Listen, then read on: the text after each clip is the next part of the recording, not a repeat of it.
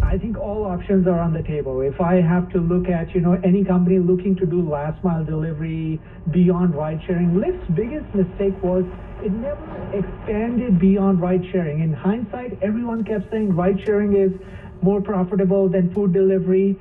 But that was a mistake because that's what DoorDash did. They bought a company in Europe to expand internationally. They, branched out and started offering white glove services, storefront. So they really expanded into adjacent verticals, whatever they could find DoorDash. Same thing with Uber. They kept expanding, even though they were not profitable and they got a lot of criticism for doing it. That was the right thing to do because without scale, you just can't keep the marketplace up. Because I was thinking, I don't even think it's fair to almost compare Uber versus Lyft because it feels like they have very different business models. Is that the case? Well, or in terms of how Uber kind of keeps expanding some of the services it's providing to those on the platform. And they are all marketplaces. They're all marketplaces where you want to drive frequency by bringing more, like the riders need to have something that drives them to open the app every day. And look, there are no switching costs in this business. Yeah. If I find lower price on Uber, I'm going to take that. No loyalty either. No loyalty at all. So the way to drive prices lower is by scale. That's how you drive the ETAs down. That's how you organically build that frequency. Can I just say one of the cool things I feel like when, like Uber, if you order something, that something's popping up, hey, if you add this or you want to go to this place as well, you can do this. Like they're very clever at trying to create or increase the velocity of your usage on the platform. Yeah, and look, they are layering on ads now. So if you're browsing through the Uber app, they're going to show you some ads. That's an incremental revenue. Lyft can't do that because it's so transactional. And that too, the monthly active user is stuck at 20 million. Yeah. So they can't grow that user base. And that's where you can't even think of ads right now because you don't have enough frequency. Right. Can they win on competitive pricing? Because I hate doing the anecdotal evidence thing, but the only times that my friends are taking Lyft is when it's cheaper than Uber, which in New York City is pretty frequently. It is, but I think what Uber has done well is they've created tiered pricing for really attracting all kinds of users. So if you care about price, you can find that kind of ride on Uber. If you want that convenience, you can find an expensive ride and a shorter ETA. Lyft just is struggling to keep that driver supply on the platform, and that's why the ETAs are going up. So, the user experience won't be as good because people don't want to wait if you're looking to take a ride. The wait time is higher, even if the ride time might be a little bit lower. And the price may be lower, but the wait time is higher. Well, right. You're not going to do that, right? And I have to say, I've got both on my platform, and a lot of times I'll be like, I'll compare prices, and I don't find that Lyft is always less expensive. And so I automatically go in one direction. All right, new CEO. This was a big quarter for him. He's obviously, cutting costs. He's doing different things. What does he need to do going forward? What do you want to hear from him, from somebody who follows this company? A B2B partnership. He came from Amazon. Yeah. They need to drive that velocity and frequency. B2B partnership with Amazon, Target, any of the retailers would give it. So Lyft really needs to branch like beyond. What? Like say, hey, Target will deliver, like people can order and deliver for you? Yeah. Really? Yeah. I mean, Shopify just got out of their delivery business this morning because that wasn't profitable. So you're finding there will be fewer companies that are left in terms of last mile delivery because they don't want to compete with Amazon. Right. That's your bet in terms of partnering with Amazon as opposed to competing. Is there an acquisition too that they should be making, or no? Is it more about partnership? I think partnership. I mean, what's in it for Amazon to buy Lyft? So everyone is coming to them to partner, and I think they won't want those out. Yeah. So I think partnership is probably better for Lyft, and Amazon just has the network, really. That's so interesting. Do you have any big questions still that you are looking to get answered on any earnings call? Yeah, I think the key to me is what is he going to do beyond cost cutting? Really, I mean, there's a lot you could argue you could do with last mile delivery, because there are a number of areas, and that's where, having a network is powerful. They have the data, but at this point of time, really, they need to act fast in terms of driving that frequency, because Uber really is taking share, and they're taking share without spending on incentives. So Lyft's problem is their balance sheet. They're burning cash. They'll run out of cash if they keep burning $200, $300 million a quarter. We just have $1.5 billion on the balance sheet. Is there room enough for two ride-sharing services as their core business, meaning Uber and Lyft, and one where Lyft can actually grow substantially in terms of market cap, revenues, and share? I would say yes, this market could be a duopoly, but I would argue they will be more valued as logistics companies going forward as opposed to tech companies, because the market is so fixated on profitability and running things without burning cash. That's why it's a little tricky for Lyft given its smaller size. So you're saying like logistics meaning delivery? That is wild. I love it. That's wild. Okay, good stuff. Thank you so much. Always. Mandeep Singh. He is our Bloomberg Intelligence Senior Tech Industry Analyst here in studio, looking at shares of Lyft off their lows, but still down about 10% here in the aftermarket, following their update on earnings. This is Bloomberg Radio.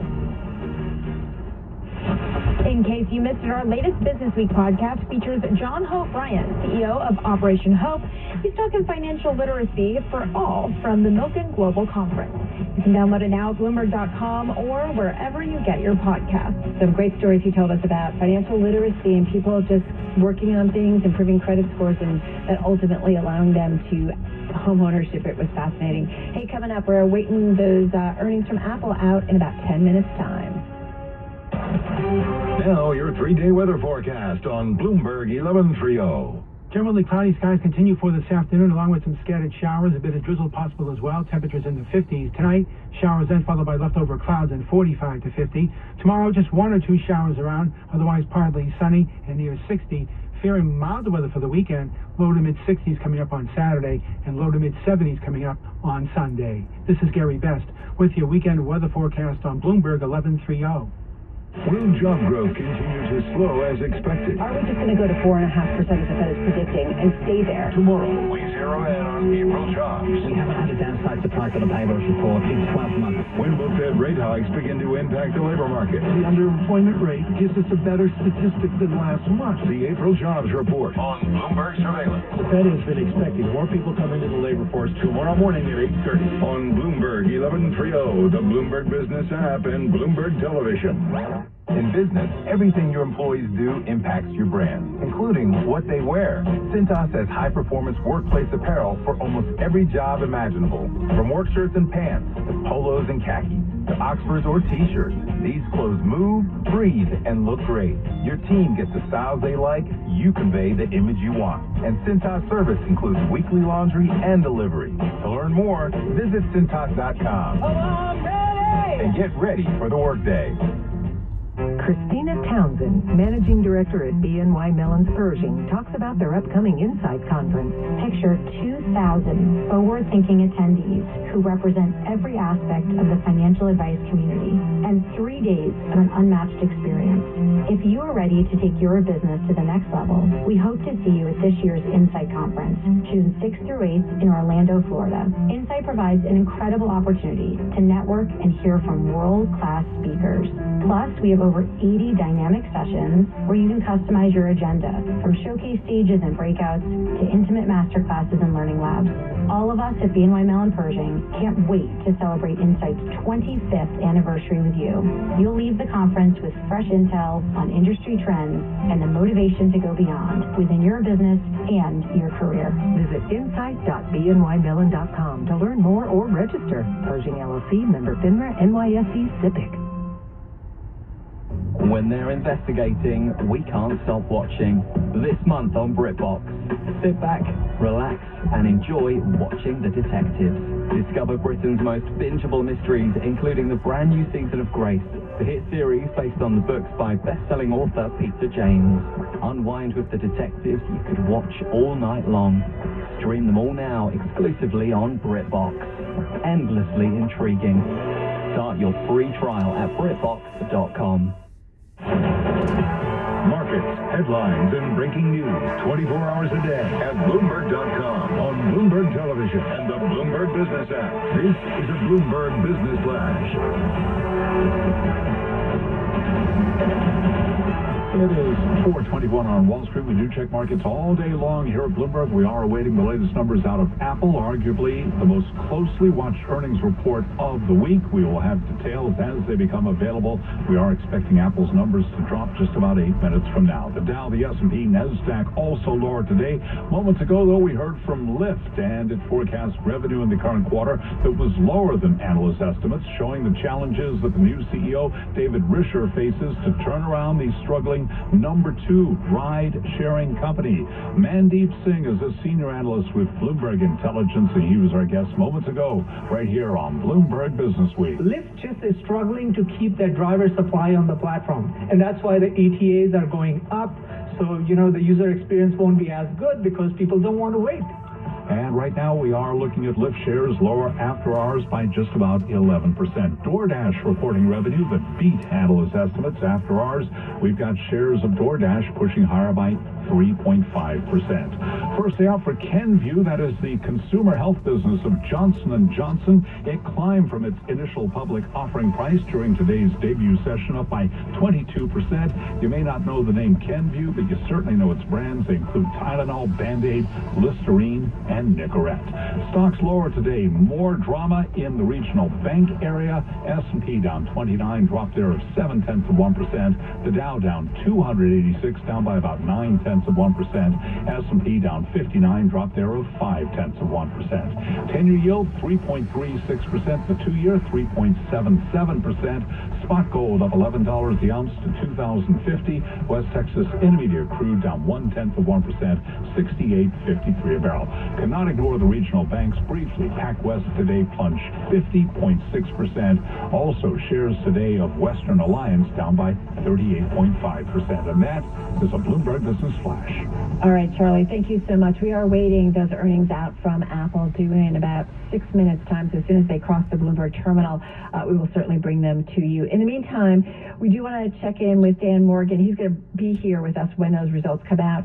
Dan, of course, a friend of the show, senior portfolio manager over at Synovus Trust Company. They've got roughly just shy of $22 billion in assets under management. Dan with us once again out of Atlanta, joining us on the phone. Excuse me. Dan, we are waiting Apple's earnings. A little tickle here.